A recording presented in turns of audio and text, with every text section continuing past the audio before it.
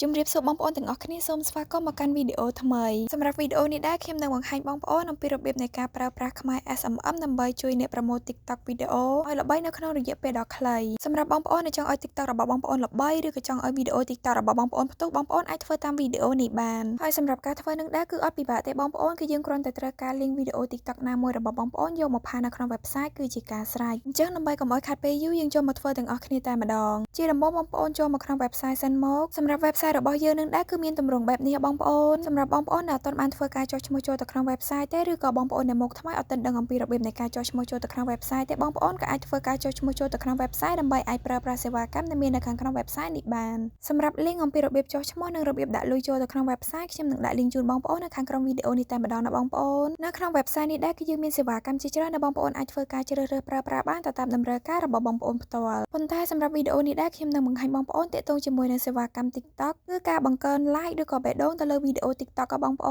នអញ្ចឹងជាដំបូងបងប្អូនធ្វើការចុចនៅលើ logo TikTok នេះសិនមកបន្តមកទៀតបងប្អូនអុសមកក្រោមបន្តិចដើម្បីចុចនៅកន្លែង category នេះសម្រាប់កន្លែងនឹងដែរគឺយើងមានសេវាកម្មជាច្រើនដែលទាក់ទងជាមួយនឹង TikTok របស់បងប្អូនគឺយើងមានដូចជាប្រភេទ TikTok Live TikTok View TikTok Follower TikTok High Speed TikTok New Update TikTok Story View TikTok Report TikTok Live បូកជាមួយនឹង View TikTok Comment និងសេវាកម្មផ្សេងៗជាច្រើនទៀតរបស់បងប្អូនប៉ុន្តែបងប្អូនជ្រើសរើសយកសេវាកម្មដែលមានឈ្មោះថា TikTok Live របស់បងប្អូនសម្រាប់ TikTok Live នឹងដែរគឺយើងមានច្រើនជម្រើសឲ្យបងប្អូនជ្រើសរើសសម្រាប់ជម្រើសទាំងអស់នឹងដែរក៏អត់សូវជាខុសគ្នាប៉ុន្មានទេបងប្អូនគឺស្តៀងគ្នាទេបងប្អូនចឹងសម្រាប់ជម្រើសសេវាកម្មទាំងអស់នឹងដែរបងប្អូនពេញចិត្តទៅលើសេវាកម្មមួយណាបងប្អូនអាចធ្វើការជ្រើសរើសទៅលើសេវាកម្មមួយនឹងបានហើយសម្រាប់ខ្ញុំគឺខ្ញុំនឹងធ្វើការជ្រើសរើសសេវាកម្មដែលមានឈ្មោះថា TikTok Live Fast Speed នឹងបងប្អូនចំណុចបន្តមកទៀតបងប្អូនមកនៅកន្លែង service សម្រាប់កន្លែង service នឹងដែរគឺបងប្អូនធ្វើការជ្រើសរើសសេវាកម្មមកតង់ទៀតនៅក្នុងនេះដែរគឺយើងមានសេវាកម្មជាច្រើនដែលបងប្អូនអាចធ្វើការជ្រើសរើសបានទៅតាមតម្រូវការរបស់បងប្អូនសម្រាប់សេវាកម្មទាំងអស់នឹងដែរគឺសុទ្ធតែមានតម្លៃធូរថ្លៃទាំងអស់បងប្អូនគឺអត់ដល់$1ទេនៅក្នុង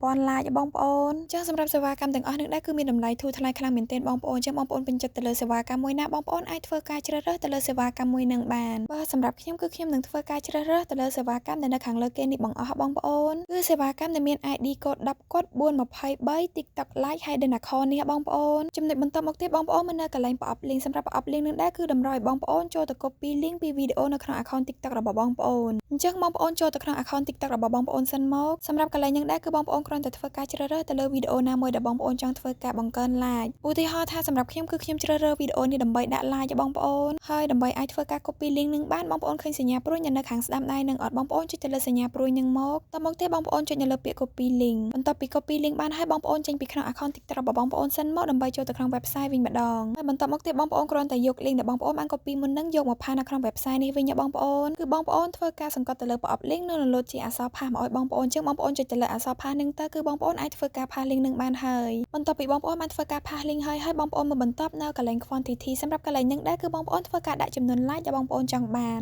សម្រាប់កន្លែងនឹងដែរគឺបងប្អូនអាចដាក់បានចាប់ពី10 like រហូតទៅដល់5លាន like បងប្អូនក្នុងចន្លោះនឹងដែរបងប្អូនចង់ដាក់ប៉ុន្មានក៏បានដែរអាស្រ័យទៅលើតម្រូវការរបស់បងប្អូនផ្ទាល់ប៉ុន្តែបងប្អូនត្រូវចាំថាបងប្អូនអាចដាក់តិចបំផុតគឺត្រឹមតែ10 like ទេហើយនឹងច្រើនបំផុតគឺត្រឹម5លាន like បងប្អូនហើយសម្រាប់ខ្ញុំធ្វើវីដេអូបង្ហាញបងប្អូនចឹងគឺខ្ញុំមិនដាក់ច្រើនទេបងប្អូនគឺខ្ញុំដាក់ត្រឹមតែ10 like ទេបងប្អូនបន្ទាប់ពីបងប្អូនបានដាក់នៅចំនួនដែលបងប្អូនចង់បានអស់ហើយបងប្អូនមើលបន្ទាប់នៅកន្លែងឆាកសម្រាប់កន្លែងនឹងដែរគឺវានឹងធ្វើការគិតលុយស្រាប់ៗមកឲ្យបងប្អូនតែម្ដងថានៅពេលដែលបងប្អូនដាក់ចំនួនប៉ុណ្ណេះតែបងប្អូននឹងត្រូវចំណាយលុយអស់ប៉ុន្មានណាបងប្អូនឧទាហរណ៍ថាដូចនៅត្រង់កន្លែងនឹងដែរគឺខ្ញុំដាក់ចំនួន10 like បងប្អូនចឹងនៅកន្លែងឆាកនឹងដែរគឺវានឹងគិតលុយឲ្យអស់ត្រឹមប៉ុណ្ណឹងបងប្អូនប៉ុន្តែសម្រាប់កន្លែងឆាកនឹងដែរគឺវាអត់នៅថេរដដែលទេបងប្អូនគឺវានឹងមានការប្រែប្រួលអាស្រ័យទៅលើចំនួន like ដែលបងប្អូនបានដាក់នៅខាងលើឧទាហរណ៍ថាបងប្អូនដាក់ចំនួនលើពី10បងប្អូនដាក់20 100ឬក៏ 1k 2k អញ្ចឹងនៅត្រង់កន្លែងឆាកនឹងដែរគឺវានឹងមានការប្រែប្រួលអាស្រ័យទៅលើចំនួនដែលបងប្អូនបានដាក់នៅខាងលើនឹងបងប្អូនបន្ទាប់ពីបងប្អូនបានដាក់នៅចំនួនដែលបងប្អូនចង់បានអស់ហើយបងប្អូនគ្រាន់តែពិនិត្យមើលនៅសេវាកម្មដែលបងប្អូនបានធ្វើការជ្រើសរើសនៅខាងលើនឹងថាត្រឹមត្រូវអស់ហើយឬនៅបងប្អូនពិនិត្យមើលនៅកន្លែង category service link quantity ថាត្រឹមត្រូវអស់ហើយឬនៅបើសិនជាចំណុចទាំងអស់ទាំងត្រឹមត្រូវអស់ហើយបងប្អូនអាចធ្វើការចុចនៅលើពាក្យ submit នេះបានបន្ទាប់ពីបងប្អូនបានចុច submit ហើយនៅ download ជាវិក័យប័ត្របែបនេះមកឲ្យបងប្អូនគឺមានន័យថាការបញ្ជាទិញរបស់បងប្អូនគឺត្រូវបានទទួលយកសម្រាប់សេវាកម្មនេះដែរគឺបងប្អូនរងចាំរយៈពេល3ម៉ោងបន្ទាប់ពីបងប្អូនបានធ្វើការបញ្ជាទិញទៅលើសេវាកម្មនេះហើយនោះនឹងដឹងលទ្ធផលឲ្យបងប្អូនតែនៅក្នុងកំឡុងពេលរងចាំនឹងដែរគឺខ្ញុំអត់តម្រូវឲ្យបងប្អូននៅក្នុង website នឹងទេគឺបងប្អូនអាចធ្វើការ clear website ចេញបានហើយសម្រាប់វីដេអូអំពីរបៀបនៃការបង្កើន like ទៅលើវីដេអូ TikTok ក៏បញ្ចប់តែត្រឹមហ្នឹងសម្រាប់បងប្អូនដែលអត់ទាន់ច្បាស់នៅត្រង់ចំណុចណាទេបងប្អូនក៏អាចត្រឡប់ទៅមើលវីដេអូពីដើមមកវិញបានណាបងប្អូនហើយក៏សូមអធិស្ឋានបងប្អូនទាំងអស់គ្នាចំពោះពាក្យសម្ដីលើសលួសឬក៏មិនសមរម្យនៅត្រង់ចំណុចណាឬក៏សម្ដីរំខានណាមួយសូមអរគុណបងប្អូនទាំងអស់គ្នាសម្រាប់ការទស្សនាជួបគ្នានៅវីដេអូក្រោយ